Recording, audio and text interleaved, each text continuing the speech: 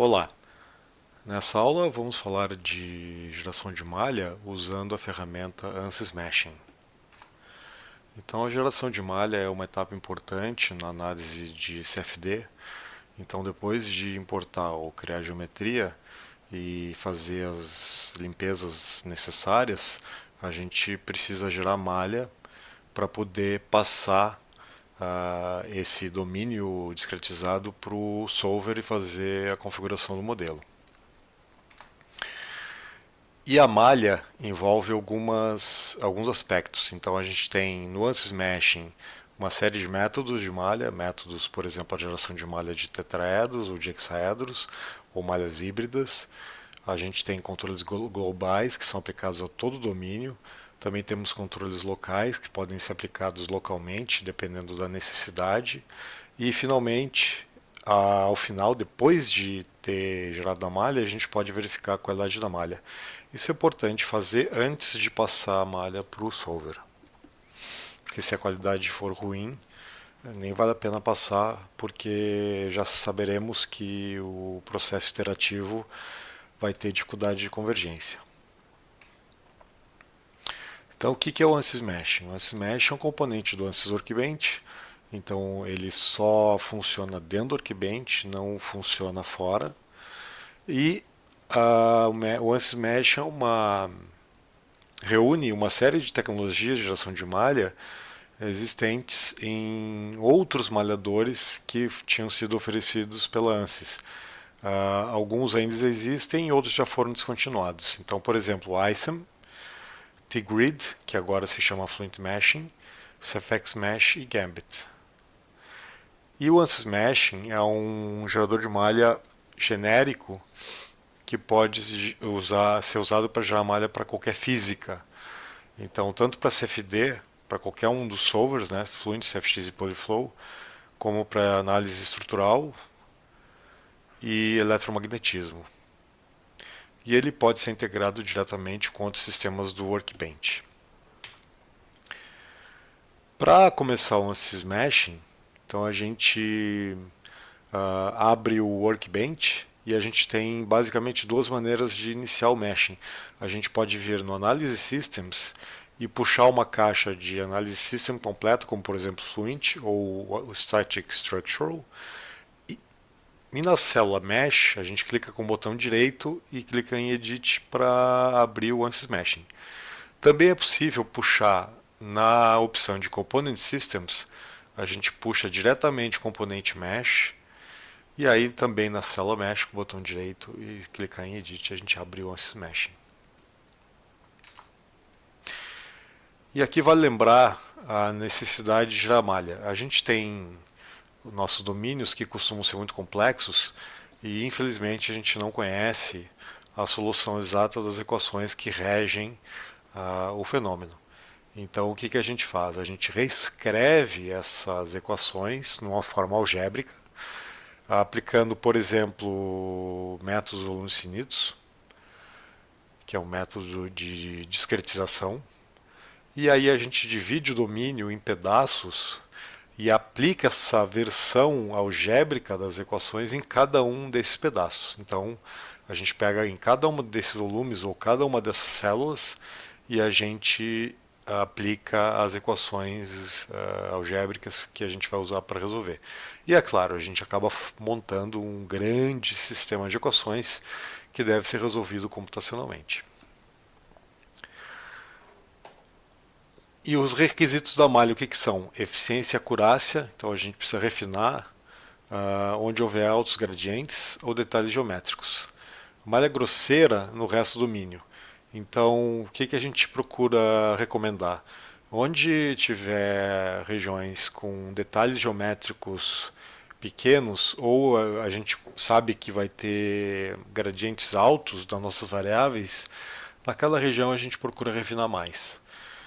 Mas no resto do domínio, onde os gradientes são baixos, não há necessidade de refinar da mesma forma que essas regiões mais detalhadas. A qualidade também é importante. A estabilidade e a acurácia pioram conforme a malha se distancia do formato ideal. Então a gente tem que tomar cuidado sempre antes de passar para o solver, verificar se a qualidade está dentro do recomendado. Então, se a malha é boa, a gente tem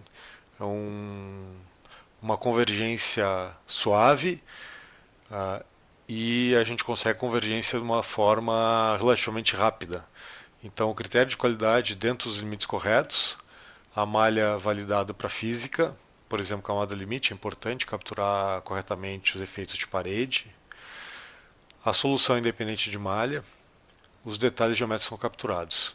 Agora, se a malha for ruim, a gente pode ter dificuldade de convergência. Por exemplo, esse gráfico aqui que a gente está vendo, a gente tem no eixo horizontal as iterações e no eixo vertical os resíduos de cada uma das equações. Cada linha dessas é uma equação que está sendo resolvida. O que acontece? Os resíduos não estão baixando, a tendência deles não é em direção à convergência. Então isso aqui pode ser provocado por uma malha ruim.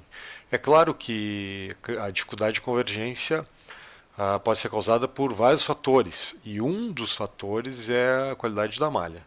Então a gente tem que sempre tomar esse cuidado para não incluir a dificuldade de convergência devido à dificuldade de resolver aquela malha que está ruim. Então a física pode ser mal representada e a solução difusa. Então o que o usuário deve fazer? Sempre verificar a qualidade da malha, isso é importante. Pensar nos modelos e parâmetros do solver antes de girar a malha. Fazer uma análise, um estudo de malha. Então é sempre importante verificar se a malha está ok antes de repassar para frente. E esse estudo, chamado de estudo de independência de malha, é importante, a gente recomenda fazer sempre que for se deparar com um tipo de escoamento novo. Então, como é que funciona isso? A gente resolve o mesmo modelo com diferentes refinamentos de malha. Então, aqui nesse caso, a gente vai resolver este caso desse escoamento nesse tubo com seção quadrada com 5 refinamentos diferentes. Então a malha 1 aqui tem 500, depois 3.000, 24.000, 190.000, 1,5 milhão de elementos. E a gente avalia uma grandeza importante que caracteriza esse escoamento. No caso aqui a gente vai avaliar a perda de carga. Então no eixo horizontal desse gráfico a gente tem os refinamentos, né, os 5 refinamentos de malha, e no eixo vertical a gente tem a perda de carga do sistema. Então o que a gente observa? Quando a malha é grosseira, a gente tem uma determinada perda de carga. E à medida que a gente vai refinando a malha, a perda de carga vai tendendo a um valor final constante. E o que acontece? A diferença de perda de carga entre as duas últimas malhas é 2%. Isso quer dizer o seguinte, a gente poderia trabalhar com essa malha, a penúltima malha, a malha 3 aqui, que é Design Point 3, que seria 190.000 células. Porque para fins de engenharia, normalmente 2% é um erro aceitável. Então a gente poderia trabalhar com essa malha aqui sem ter grandes perdas em termos de acurácia. Qual seria o impacto de passar por uma malha com 1,5 milhão de células? A gente aumentaria muito o esforço computacional, ou seja, vai demorar mais para chegar na convergência, e o ganho seria relativamente pequeno. Então, isso aqui é uma decisão de engenharia, cada usuário tem que tomar essa decisão para ver se vale a pena realmente passar por uma malha mais refinada e pagar o preço do esforço computacional maior para obter essa solução. Mas sempre é importante fazer esse estudo, porque se eu trabalhar com uma malha muito grosseira, é possível que essa malha não capture corretamente a física. Então o ideal é fazer esse estudo para chegar num ponto que a gente diga, não, não, agora finalmente a gente tem uma malha que captura física, refinar mais não vai representar ganhos significativos de resultado.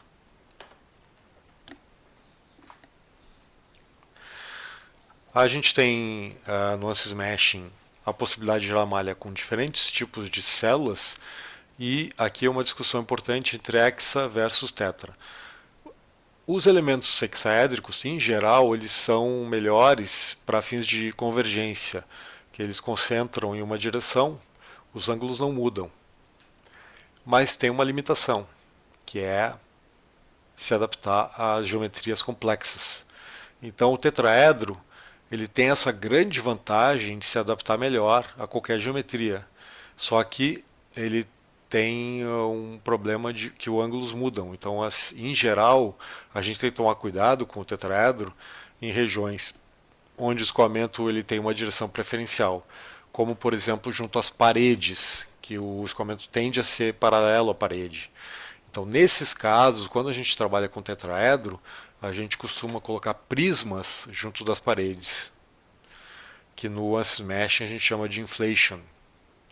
Então a gente coloca aqui, a gente consegue observar nessa imagem à direita, a gente tem 5 camadas de prismas e depois começam os tetraedros.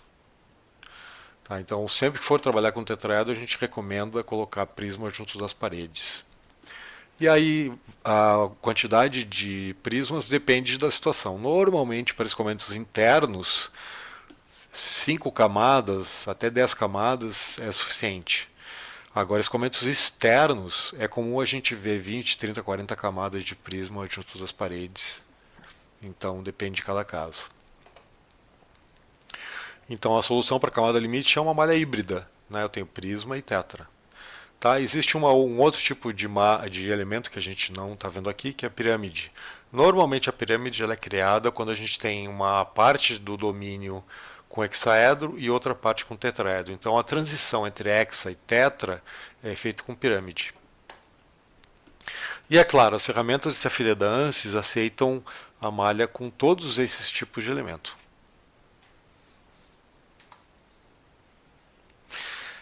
No Ansys Meshing a gente tem a possibilidade de verificar a qualidade da malha. Então vai aqui a minha recomendação de sempre verificar a qualidade antes de passar para o solver.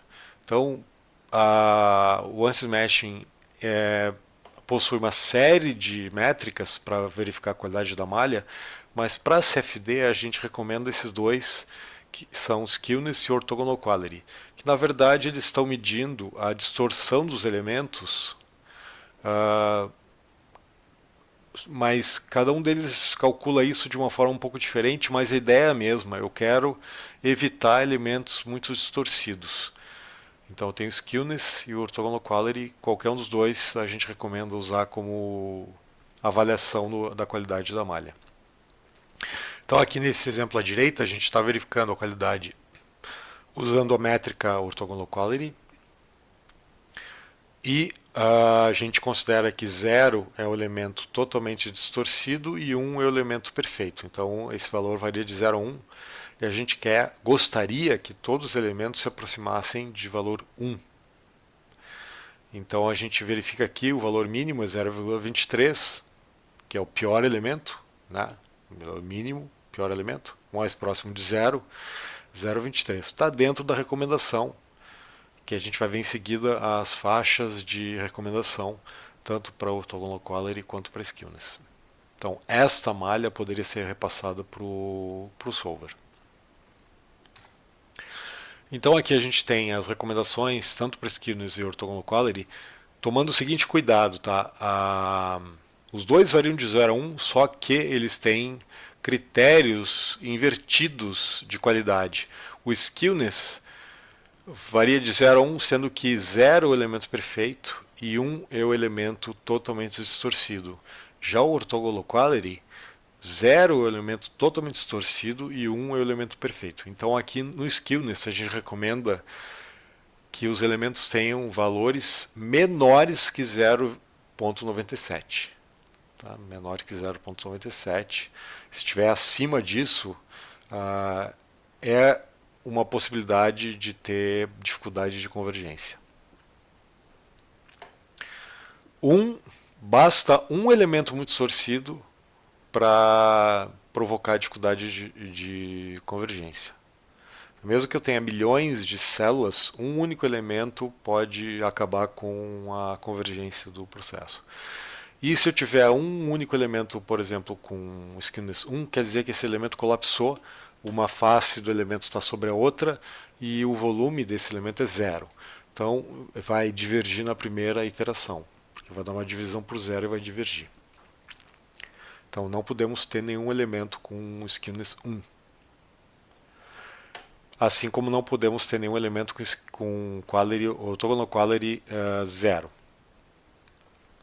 Então no orthogonal quality, ou qualidade ortogonal, aqui é o contrário, tá? 0 é ruim, 1 é bom. A gente recomenda que os elementos tenham qualidade acima de 10 na menos 3. Então, acima de 0,001. Aí a gente pode passar essa malha para o solver. Aquele exemplo anterior, da página anterior, a gente tinha o pior elemento 0,23, ou seja, a gente estaria dentro dessa faixa aqui, 0,23 estaria bom. Então essa malha pode ser repassada para o solver.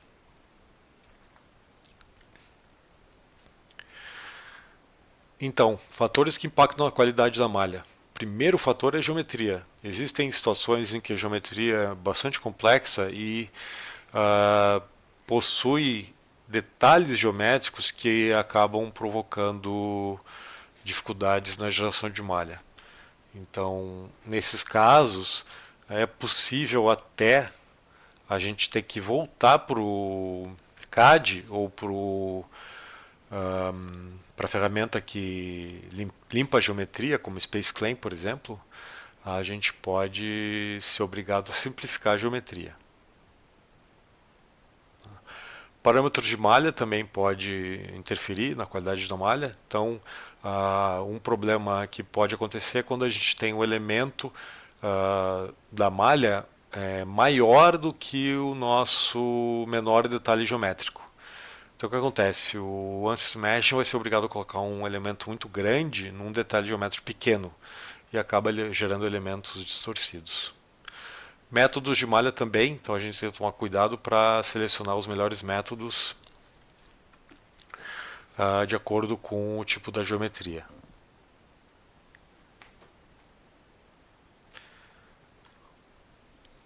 E também, um detalhe importante é a ordem que a gente gera a malha quando a gente tem mais de um corpo. Então a gente tem esse exemplo aqui, é um cubo conectado a um cilindro. Então eu posso tanto gerar malha primeiro no cilindro e depois no cubo, como esse exemplo de cima, ou gerar malha primeiro no cubo e depois no cilindro. Então, dependendo da ordem que a gente gera a malha no segundo corpo vai ser obrigada a respeitar aquela malha que foi gerada no primeiro corpo. Então, se eu gerar primeiro aqui no cilindro, eu tenho malha de hexaedros, e no cubo eu vou ter uma malha de tetraedros, sendo que eu vou ter uma camada de pirâmides para fazer a transição entre hexaedro e tetraedro. Agora, se eu gero a malha primeiro no cubo e depois no cilindro, o que acontece? Eu tenho malha de tetraedros no cubo e uma malha de prismas no cilindro. É claro que a gente está considerando aqui esta configuração desses dois corpos com uma malha conforme, ou seja, a malha ela é compartilhada pelos dois corpos na interface. Se fosse uma malha não conforme, ou seja, os corpos seriam independentes, eu não precisaria ter essa preocupação porque as malhas são independentes. Então aqui essa discussão é válida para corpos conectados.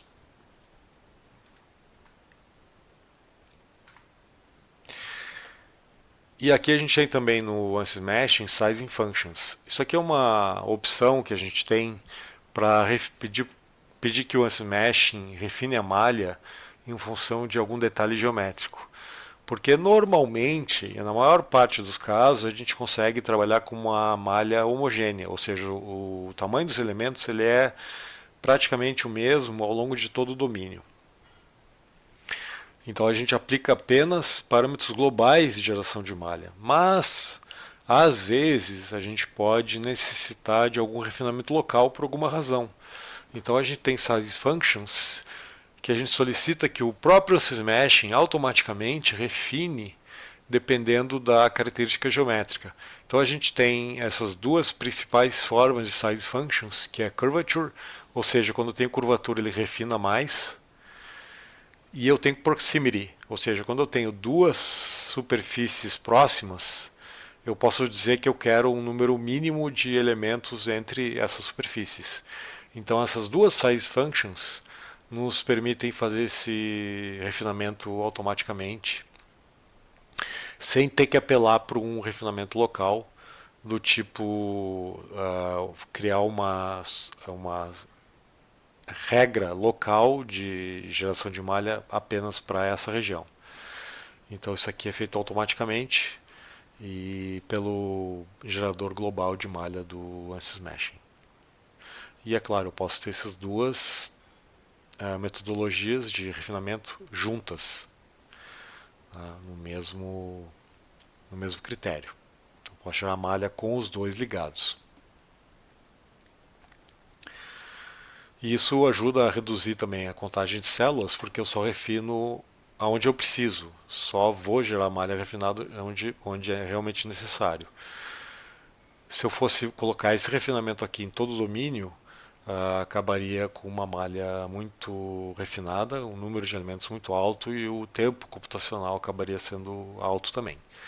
Então, essa tecnologia nos permite refinar onde realmente é necessário. E com isso a gente encerra essa aula. Obrigado.